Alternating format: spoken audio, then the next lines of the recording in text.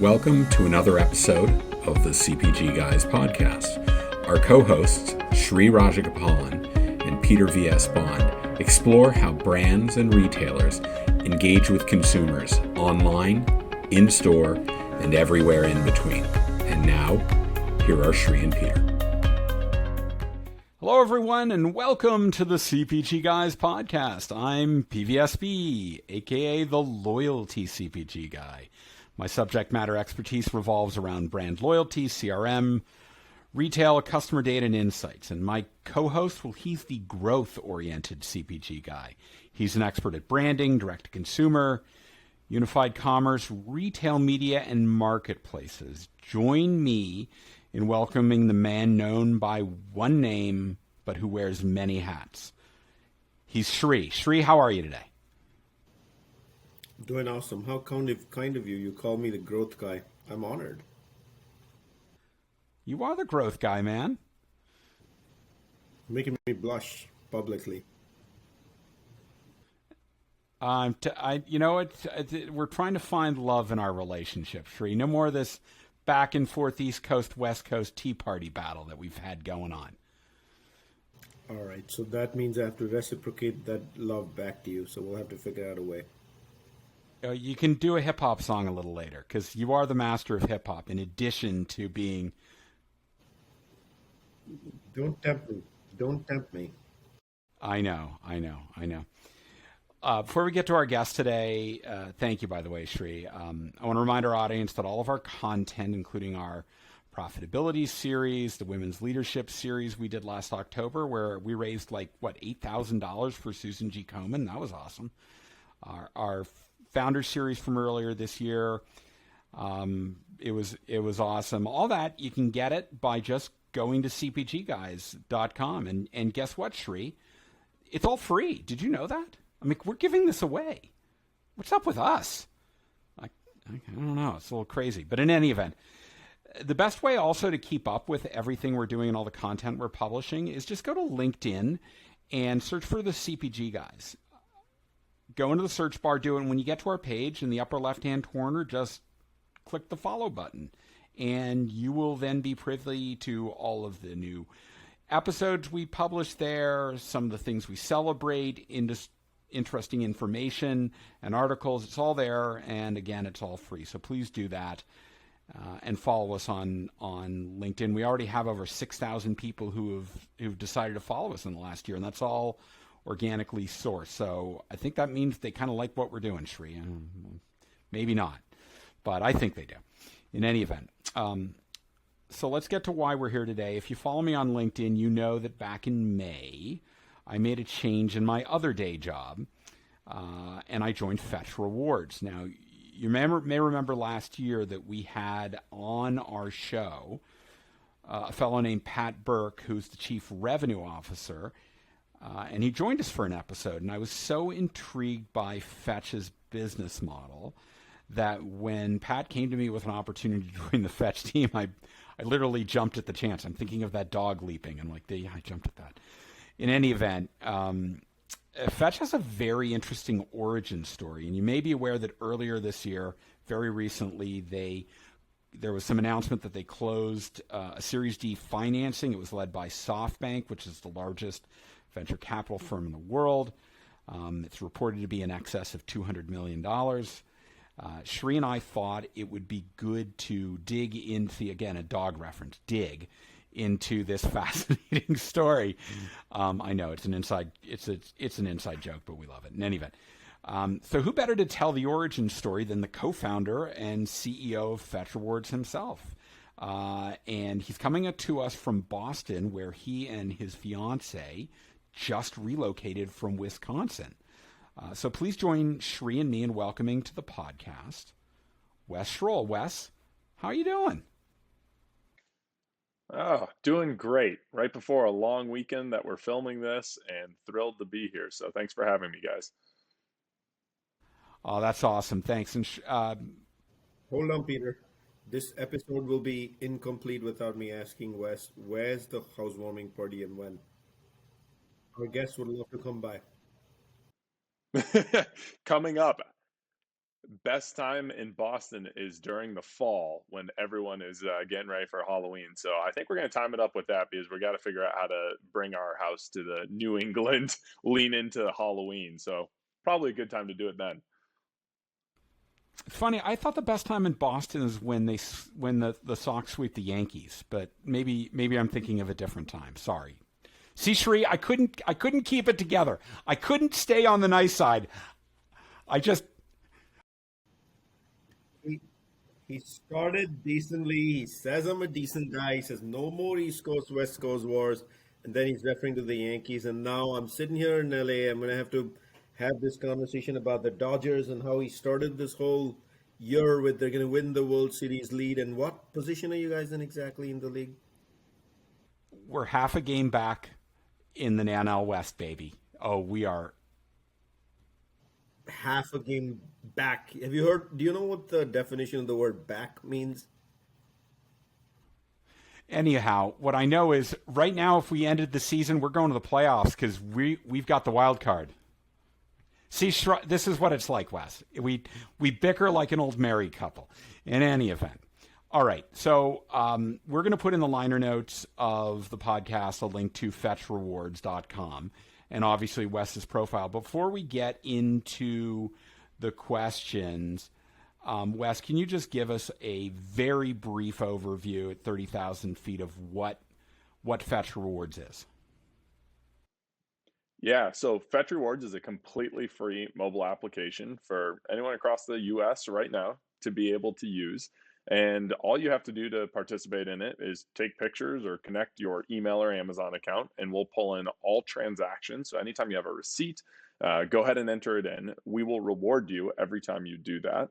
And then we are partnered with hundreds of brands that will actually reward you with even more Fetch points every time you buy them from anywhere across the country. You can turn around and use those points on hundreds of different things. Think gift cards to enter into sweepstakes for one-of-a-kind prizes, or you can even donate them to charity. Really, whatever you want, you can use them for. And we will store all of those receipts for you. So you have a digital copy. You can feel good throwing away that receipt that is otherwise probably sitting in your wallet or some cabinet at home. And you can feel like you actually got something for it as well. So at the highest level, that's what we do. That is a great synopsis. Thank you. So let's launch into the questions that Shree and I put together. They kind of build upon what you've just talked about. So as a young man growing up in the Boston area, logically, you decided that you would head to the American heartland for college and ended up matriculating at the University of Wisconsin in Madison. Go Badgers. Go Badgers. Big Ten. They have a problem with that math. But anyhow, I'm not going to ask you to explain why the Big Ten is no longer descriptive of the actual number of member institutions. I don't think they count that well. Maybe math is not the core curriculum in Big Ten. But in any event, just a joke, Big Ten fans. I know I have a lot of Ohio State fans listening to this podcast. I'm just busting on you. Can you take the story from here and tell us how the idea that transformed into Fetch actually came to be? Yeah, absolutely. So while I was going to school as a Badger, in between my freshman and sophomore year, I had been living in a dormitory my freshman year, being fed every meal directly from the cafeteria and really just doing all my shopping at the local bookstore. Very insulated experience. And during my sophomore year, I moved into the primarily sophomore slums, as they would call it, into an apartment by myself. And for the first time ever, I was actually having to go grocery shopping. I was doing all the shopping for the first time ever. And as I was going through that experience, I always thought it was strange that no matter whether it was a brand that I was buying or a retailer that I was going to, even the flights that I was taking home back to Massachusetts, every single group was telling me how much they valued me as a customer. And in return, here were all the hoops I could jump through in order to get rewarded for my loyalty to them. And that just felt very backwards. Call me selfish. I figured, why isn't there a solution that is fun and easy for me to use, and that brands and retailers will come and reward me on, and have a centralized place to be able to do that? So, being a probably overly ambitious 19-year-old, I decided to drop out of college after my sophomore year and try to go tackle a $2 trillion a year industry, not knowing what could possibly go wrong. I'm thinking Wisconsin. I'm thinking of Ron Dane. Were you all in the same graduating class by any chance, Wes? No, it wasn't in his class. Ron Dane. I'm just kidding, Wes. So, yeah, so you drop out of college. You welcome, by the way, to the $3 trillion industry. The $3 trillion industry is not an easy one to navigate because I learned in an earlier conversation today it's the development of this industry has really sped up in the last 46 years to be precise, and we'll refer to why as we ask you the questions as we go through this interview. But you get this business model that proves to be successful at winning some academic competitions, generating some seed money, and then you have a PowerPoint deck you created with your own personal experience, which prompted you and to get this idea going, and Excel spreadsheets. How do you take all of this, tackle the $3 trillion industry, and make it a business model that actually makes some sense? And I can't imagine being in college trying to do it, even those 2 years could have been easy. So, how did you bring all this together so you can be happy in life too? Yeah, I think my sophomore year was probably the most filled my schedule has ever been, as I was trying to still do my full-time classes and at the same time trying to create that PowerPoint, create the Excel, learn about an industry and how it functions. Because while from a consumer's perspective, it may seem easy enough, you walk into a store and there's products on the shelf. The long journey that they take from being made all the way to those shelves and all the steps that they take in between would shock most people. And the during my sophomore year, I was really just focused on just starting to peel back the onion, just trying to learn and wrap my arms around all the different constituents that play in that life cycle between a product being developed all the way to me actually getting the chance to consume it. And throughout that, I started to put together this presentation that was audacious to put the consumer right at the center and say, okay, let's think about this selfishly of how do we create the best customer experience, and then convince different parties along the way to then participate. The two things that we knew we were going to have to solve right away were you need enough households and enough eyeballs for it to be worthwhile for anyone to want to participate. I think that's ground those are the basic stakes that almost any company is going to face. But the second piece that we really needed to understand was as much data as we could on those actual consumers. Because it's one thing to have all the eyeballs, but it's another thing to actually be able to understand who they are, what they like to purchase everywhere across the way. That confirmation of purchase is what will also give you the ability to then reward them with monetary value for taking certain behaviors and confirming they took those behaviors. So I distilled it all down to a simple PowerPoint that kind of had that consumer at the center, had their phone, and then a poof magic bubble that then connected them over for their purchases. That poof magic was confirming the purchase. That was very difficult to do. But even with just that being the case, I started entering into these different business plan competitions across the country, as you mentioned, Shri. And we started to go up against companies that were being run by graduate students that had revenue, had consumers, and all we had was a PowerPoint. And yet we still came out winning the vast majority of these programs. And as a 19-year-old, we won $180,000 in cash. We got office space. We had free lawyers, all because the idea was so simple and so powerful that the judges could just sit there and say, I get that. Yes, I don't like having to pull out their keychain, all of the different loyalty cards on them. It was just such a simple concept that almost anyone could get it. And the idea that you could utilize the power of this supercomputer that everyone had in their pocket to get that data was something that was the big unlock for us. So we got enough to be able to convince the business case, hire our first team the summer after my sophomore year. And then we just started to get out there and tackle the problem. That poof magic, we just started to work on technology and say, okay, what are the different ways you could solve this? What if we partnered with the retailers and actually integrated into the point of sale system? We actually did that. We did that for a couple of years. The problem was there's so many different point of sale systems out there. They're immensely complex. They're ever changing, and sometimes retailers can move slow when you talk about the core technology that all the dollars of their business flow through. So rightfully so, they move slow. So it was taking too long, but it was giving us, great learnings because we were in those stores. We were working directly with customers with very early iterations of this technology.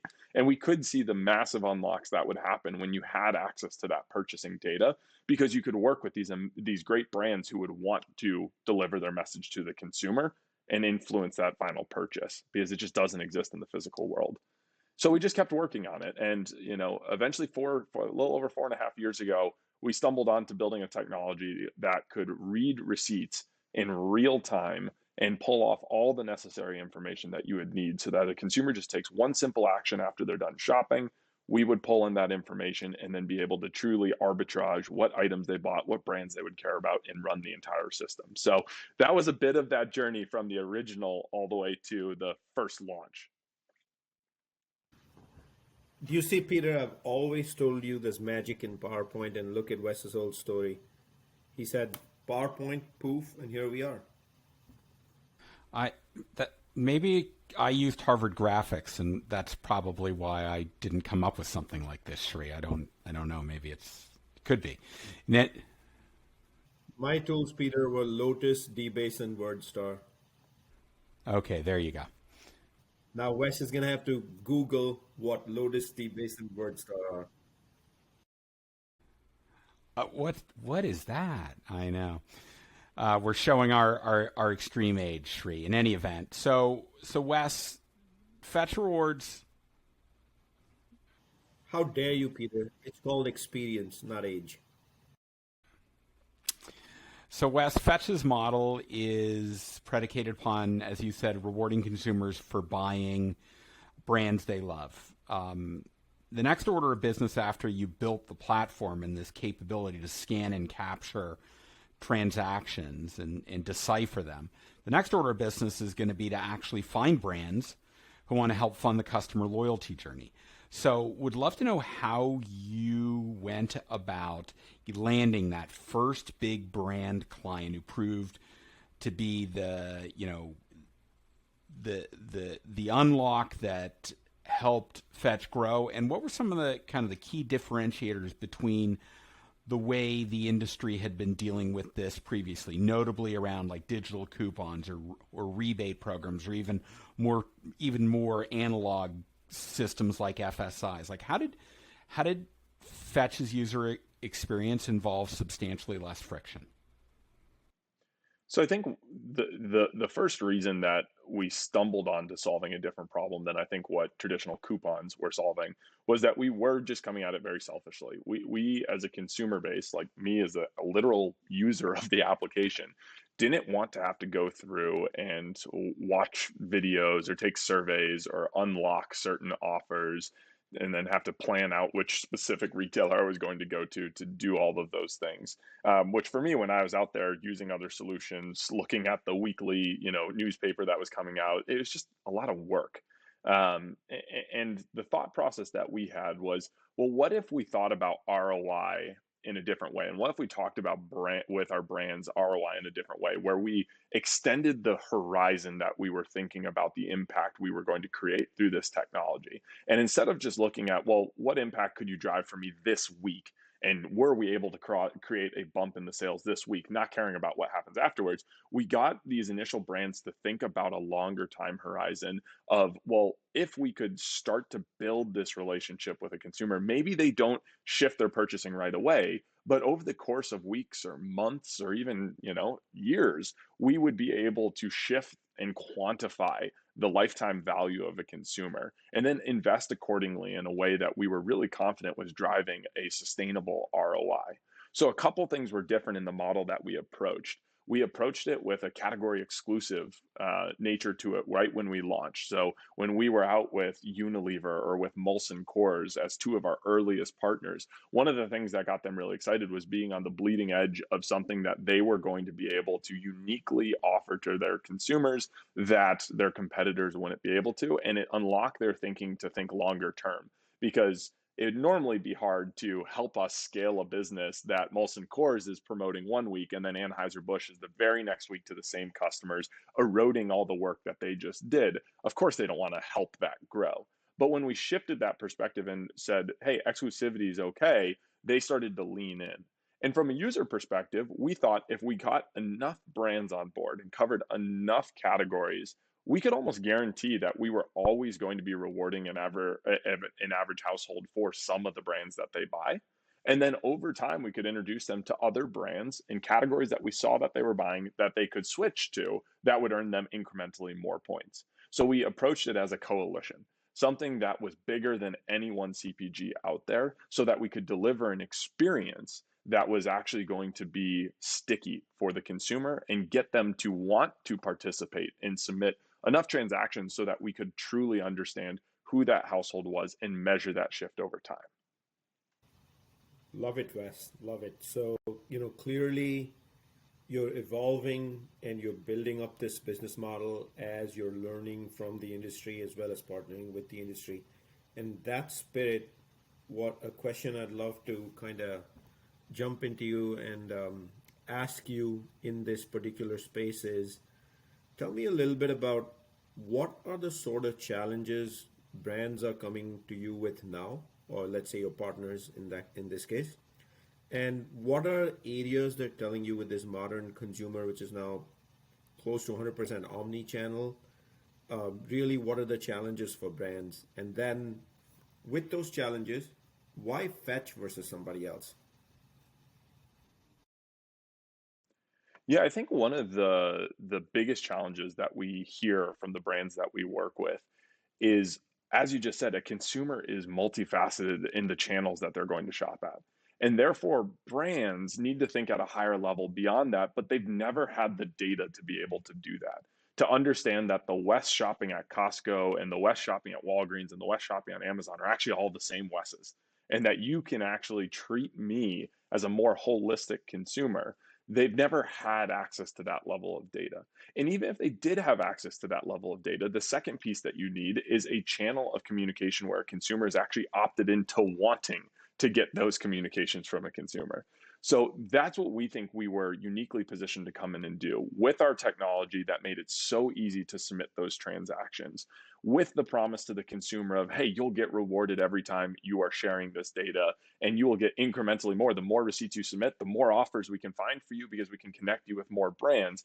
All of a sudden, they see that the more I use this, the more value I'm going to get. For our brands, they see, okay, there's a channel where a consumer has opted in, raising their hand saying, I want relevant communications to come to me. And we have enough data to actually understand that Wes is the type of consumer that needs, $1 off versus Peter is the type of consumer who needs $2 off for this. And we can communicate both those offers directly to those two individuals, getting the resultant behavior with the consumer feeling great about it, but also the brands now knowing that they're deploying their resources much more efficiently. And then the data actually starts to come out afterwards. So in the traditional brand methodology, because most of the sales still take place in the physical world, the way that they have to think about marketing is still going after segments. So I believe that my new product of this new shampoo that I'm rolling out is going to really target, females age 32 to 36. And then they'll go and buy media off of that one assumption that that's going to be who goes and buys it. That's a very inefficient method versus being able to look at people's actual transactions and say, no, for color strengthening shampoo, well, yes, that is one of the demographics. There's actually also an up and coming one of age 28 through 30 males who are using it for some reason, right? Like you just don't know. What this allows you to do is take out the having to guess using more imprecise methodologies like demographics, and instead change that out for true behavioral data, and then be able to target those consumers and roll it out just like you would on a Facebook, where on Facebook, you're often just saying retarget lookalike markets that this commercial played really well for. And then the system takes over using its data and starting to spread that message. That's super efficient. You can't do that for the vast majority of where these brand sales are taking. So I think that was a lot of the big problem that we're hearing from all of our brands and that we're helping them to solve. We can quantify the LTV of all those consumers. We can connect them with the right ones in an environment that is an opted-in, data-rich environment. So therefore, they can feel really comfortable on, hey, when I invest X, I get Y. And it's agnostic across the different channels, so that they can actually then really be able to measure that and potentially even lean in with certain retail partners to amplify it further. Wes, your comment on the obsolescence of demographics to target offers is spot on. I mean, when I think about income is an indicator of a capacity to buy, not a propensity to buy. And when you understand that and you have big data to do it, you can deliver much more relevant offers to exactly the right people. So this pandemic-driven explosion in unified commerce, brands are increasingly ravenous when it comes to 1P data because if they don't have their own direct-to-consumer platforms, right, they're going to rely on pure play and omnichannel retailers to sell their products. And that means that 1P insights for attribution are more often than not, they're just not forthcoming, right? So how does Fetch help brands satisfy their need for purchase attribution data points to fuel CRM, digital marketing, and innovation? I think so many of the brands are thinking in the exact right space that 1P data is really important. And there's a lot of great investments being made to build out their, email databases or things like that to really, achieve the scale that they want to get to. I think, though, very quickly they're going to come to find that just having that email address is completely different than actually having a communication channel that someone is opening and engaging with on an ongoing basis. So many of our partners we've talked with that they've done these really creative campaigns. They've collected 10 million email addresses, and over the course of the last 6 months, if they send out an email today, 100,000 people open it. And that's just, it's fundamentally tough, the funnel that is created, and that's completely natural to exist.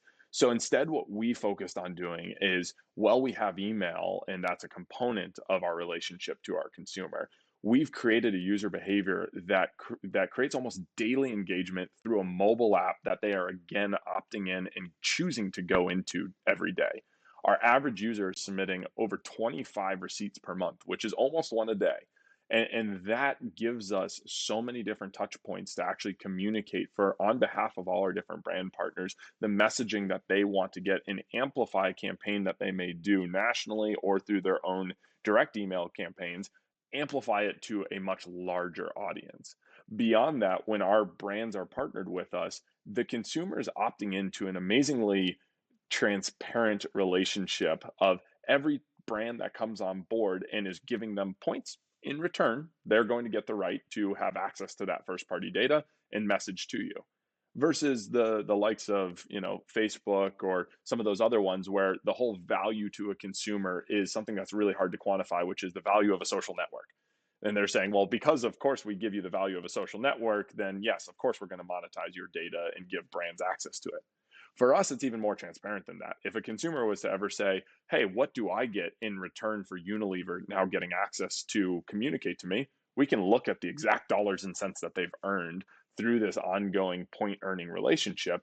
And we almost never get that question because of that transparent approach. It's a true opt-in throughout all the different channels. And therefore, they actually welcome the engagement with all of our brand partners. And we can make sure too, like Huggies, who's an amazing partner of ours, and while I love them, might not make sense to go to one of our brand new customers who clearly doesn't have a baby. Doesn't make sense to have that. Instead, we can direct Huggies over to the people we know have babies and are therefore this message is very relevant. And those consumers welcome it because they know they're going to get rewarded for that relationship.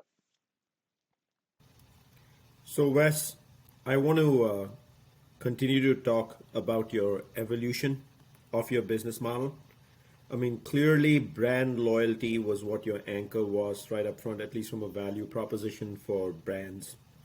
But I've heard recently that there may be a partnership with the Albertsons companies, and that partnership is supposed to be different from just basic brand loyalty and the growth of brand loyalty. So could you actually decompose what that partnership with Albertsons is from a retail perspective, and whether this actually, not whether, how is this changing the value proposition for brands? Like what's new in the mix now, at least for Albertsons? So I think there's two, we actually need to take two steps back in order to adequately answer that question. The first one is just to talk about what is Fetch's vision. At the end of the day, our vision is that we believe consumers should get rewarded with real value anytime a brand or and brand can mean retailer in this case of what I'm saying. Anytime someone is creating value off that consumer should be rewarded for that transaction. And that could be a transaction of money, a transaction of time, whatever the case is. Now, we started by working directly with CPGs because those are really high velocity turn products that are ubiquitously found across numerous retailers. So it makes it really easy to start conditioning that user behavior of scan all of your receipts. But our product roadmap is really based upon, if you think about a physical receipt, there's three major components to it. The middle part of that receipt, where all the items are listed out, that's what you buy. That's where the brands are found, right? So that's where we started, which is rewarding a consumer for what they buy. And our brands in return see the value off of that and then therefore issue value to our consumers for that. Now, the top part of the receipt, though, is where a consumer chooses to buy those items. And that's where the partnership with Safe Albertsons came into play. We were able to look at having millions of households within their trading radiuses that they were just getting a small fraction of the share of wallet of those consumers. So what we did with Safeway Albertsons is help them to target different consumer bases. Maybe it's lapsed consumers, customers who haven't shopped at a Safeway Albertsons store within the last 3 months. Maybe it's people who have never shopped there in the last year, or maybe it's even their most loyal shoppers that, again, are only spending maybe 40% of their, even the really loyal shoppers, still are only spending 40% of their wallet share at Safeway Albertsons and are still doing things online or at other verticals. So we helped them to create this campaign that was able to target each of those different segments with specific value that says, hey, if we know you're going to spend $250 this week, if you give us 100 of it, we'll give you an extra 10,000 points on top of all the value that the brands are already delivering you. So it's a multiplication factor where our brands will reward you for that transaction and the retailer is now rewarding it to you. And the final piece that we're actually going into is the bottom of the receipt, which is how you pay for it. We're actually launching our own cards that will allow you on that, again, that single transaction, get rewarded from our brands for what you bought, get rewarded from the retailer on where you bought from, and got rewarded for how you paid for it. So we think that's the holy trinity where you can unlock being rewarded on a single transaction from all participating parties who are all generating incremental value out of it. And now the consumer is getting rewarded at a level never before seen. Brilliant, Wes. That is a terrific description, the holy trinity of loyalty. I think we're going to have to build a religion around this, come up with a name there. But in any event. The name's Fetch. Peter, you should know that. Oh yeah, I know. Oh wow, what a great name! Exactly, the Fetch religion. I like it. So let's take it one step beyond that. Fetch found that people were not only scanning register receipts from grocery stores and mass merchants and drug stores, convenience stores. They also started scanning register receipts from restaurants that they were eating at. And as a result, Fetch decided to move into this vertical, helping what are called quick service restaurants in particular with loyalty engagement. How is that evolving? So I often get asked, do you ever talk with your customers and ask them about what else they want to get rewarded for doing? And my response to that is always, they're actually already telling me because they are leading us forward by, for example, deciding on their own that, hey, I want to just start submitting all of my restaurant receipts. If you started asking a consumer, well, why are you doing that? We're not partnered with them. Why are you doing that? Well, because we hope you one day will be, is the clear response that we get. So we decide loud and clear message. And what we started to do is actually listen to that and then amplify it, start to encourage people to do that. And all of a sudden we went from receiving, millions of receipts that were kind of here and there to receiving hundreds of millions of receipts that are coming in from these QSRs, even apparel, electronics. They basically are raising their hand saying, hey, anytime I make a transaction, I would love in the future that you figure out a way of partnering with companies and reward me for it. So all of a sudden, we have these millions of households across the US that we're starting to, just like we did on the CPG and retail side, understand their purchase behavior, understand their taste profile, whether they like burgers, whether they're buying breakfast, whether they're buying, Mexican on certain days of the week too. And all of a sudden, that type of information to a SKU level, knowing the exact item that they're buying at those restaurants, is all now appended back to that household, which one, our CPG partners love using because often people are picking up taste profiles at restaurants and then those start to percolate over into their grocery purchases and we can get ahead of that cycle before it even emerges. But then also we figured out, wait, we can go out there and partner with these restaurants and help them win their unfair share of stomach amongst a very competitive set of somewhat interchangeable type of purchases. So we've gone out there, partnered with Jersey Mike's and KFC and Panera in terms of being able to help amplify their message beyond the communication channels that they have, because they're all really good at communicating with their consumers when they're either already in the store or thinking about going to that QSR.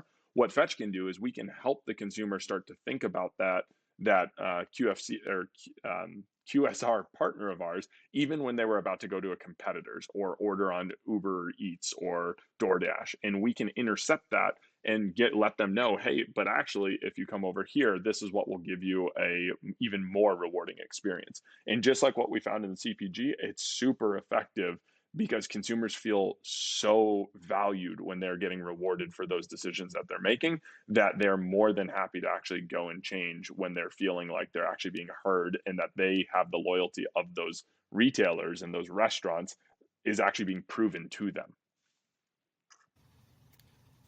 I feel like I've asked you all the questions on transformation today and the changing dynamics of both Fetch and the industry. So I got one more for you, Wes. And that is, with the transformative nature of CPG and retail, the dynamics, the last few years, what took place over the pandemic, what you feel will happen go forward from here with that ongoing transformation, how do you think consumer loyalty engagement is going to actually change? Are brands going to lean in a lot more? Is the industry going to understand that your close relationship with the consumer is how innovation can be born? And I'm just trying to get a peek under the tent into your brain, how you're thinking about this, and then likewise, how are you positioning Fetch to be part of that journey? So I think one of the things that happened during the pandemic is it broke routine. And a household had a routine of certain retailers it was going to, certain brands that they were buying. And all of a sudden, when all that got thrown up in the air, and sometimes consumers couldn't even leave their house to go and shop, they entered into the world of online, where now they have choices that are 100x larger than they had ever had when they were still within their routine. On the retail side, they had more choices to get delivered from without having to think about driving across town. Restaurants, they had more choices too because everyone started to deliver. They all had their menus online and optimized. But even on the brand side, they had more choices where they walked into the store and maybe their favorite brand was sold out that week. And instead, they tried a new one. So all of a sudden, you had this massive disruption that I think will continue to carry forward, where consumers now realize there is a lot more choice out there. They're more willing to try different things. And I think what they also leaned into were brands that are willing to prove their loyalty to them as a consumer are the ones that they will give undying loyalty moving forward to. I think we saw that the brands that stepped up and did right by their consumers are all of a sudden the ones who are taking off, who put short-term profits aside and thought about the longer term, like what do they stand for? What is this, what is that relationship to the consumer means, and how do they prove that their brand stands that to each of those consumers? I think that will all of a sudden become demanded by consumers, and they have a platform to be able to have their voice heard.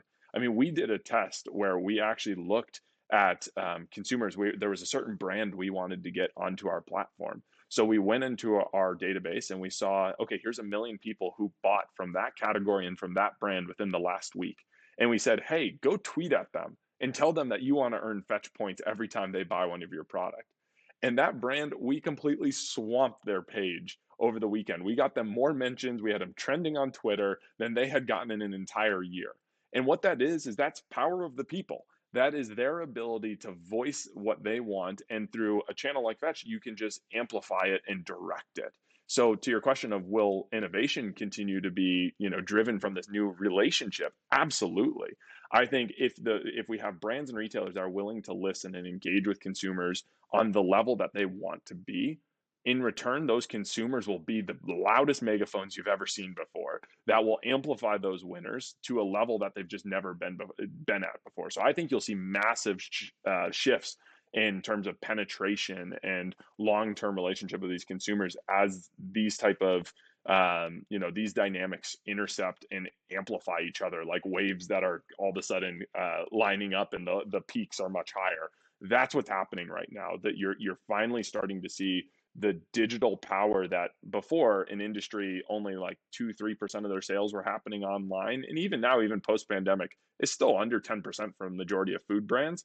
But all of a sudden, the other 90% is being digitized through things like Fetch, and the consumers now all of a sudden have this digitized, have these megaphones that they can amplify. If brands lean into that, if retailers lean into that, which is where we do think Fetch is playing, we think there will be clear winners and losers that are made out of that. And it will happen faster than it's ever happened before. Because if you look at other verticals like Uber or anything, once it starts to go, it will happen really quick. And you'll look back and say, I can't believe it ever used to be done that way. And I think, again, that's the power change of having concepts of LTV, having the data to actually quantify it, and having channels where consumers have opted in, asking for those communications and that value exchange. Those will be the highways that will speed up change within this industry. And I think it's going to be a super exciting time. We're thrilled at the time that we're in the space. And, I think a lot of our partners are opening their eyes and excited to lean into it as well. To our audience, I want to remind you that if you go to CPGGuys.com, you're going to find a lot of great links there. You can find our LinkedIn page. You can find us on Twitter and on Instagram. You can find Shri and me on LinkedIn. And you can even find a list of the podcasts that Shri and I listen to when we're not listening to ourselves talk all the time. But in any event, just go to CPGGuys.com and make sure to follow us at least on LinkedIn. And thanks to everyone who is already doing that, because we've built a really powerful community, and we want everybody listening to this podcast to be able to experience the community as best as possible. Wes, thanks for taking the time to come on today, particularly on a long weekend when you're unpacking, getting settled in your new Boston residence, to come on the podcast and tell us about your journey. We really appreciate that. Thank you so much for having me. It's an absolute honor, as you guys have continued to take off and are now everywhere on my feed. I'm so excited to be a part of that now. Yeah, and I know we gave you a CPG Guys T-shirt during my last visit to Chicago. Hopefully that makes the rotation too. But we're glad, and I figure after all the bling you're giving me, the least I can do is give you some the other direction. I think my fiance is sick of me only wearing shirts that have logos on them at this point, but thank you for yet another.